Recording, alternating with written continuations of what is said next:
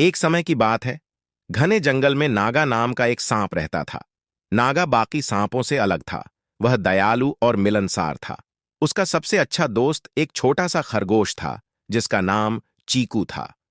वे हर दिन साथ खेलते, जंगल की सैर करते, पेड़ों पर चढ़ते और तितलियों के पीछे भागते। जंगल के बाकी जानवर चीकू को अक्सर चेतावनी देते, सांप खतरनाक होते हैं। लेकिन चीकू हंसते हुए कहता, नागा मेरा सबसे अच्छा दोस्त है, वो मुझे कभी नुकसान नहीं पहुंचाएगा। एक दिन खेलते खेलते वे एक पुराने डरावने गुफा के पास पहुंच गए। अचानक उन्हें एक अजीब सी आवाज सुनाई दी, और पास आओ। चीकू उत्सुकता से गुफा की ओर कूद पड़ा, लेकिन नागा रुक गया। उसने इस गुफा के बारे में पुराने सांपों से सुना था। कहा जाता था कि यह गुफा श्रापित थी, और जो भी इसमें जाता कभी वापस नहीं आता। चीकू, हमें वापस चलना चाहिए, नागा ने डरते हुए कहा।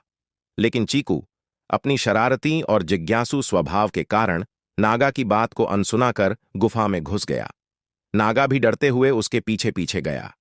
गुफा के अंदर हवा ठंडी थी और दीवारें अजीब चिन्हों से ढकी हुई थीं। जैसे जैसे वे अंदर गए, अंधेरा गहराता गया और वे कुछ भी नहीं देख पा रहे थे।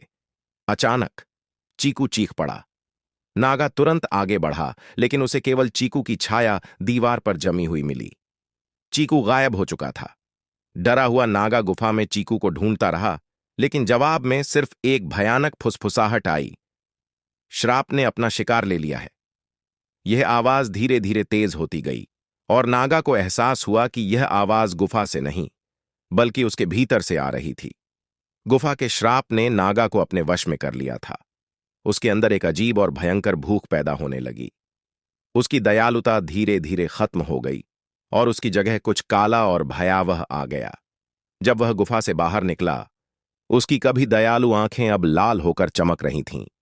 उस दिन के बाद नागा वह दयालु सांप नहीं रहा जिसे चीकू जानता था। वह जंगल का आतंक बन गया।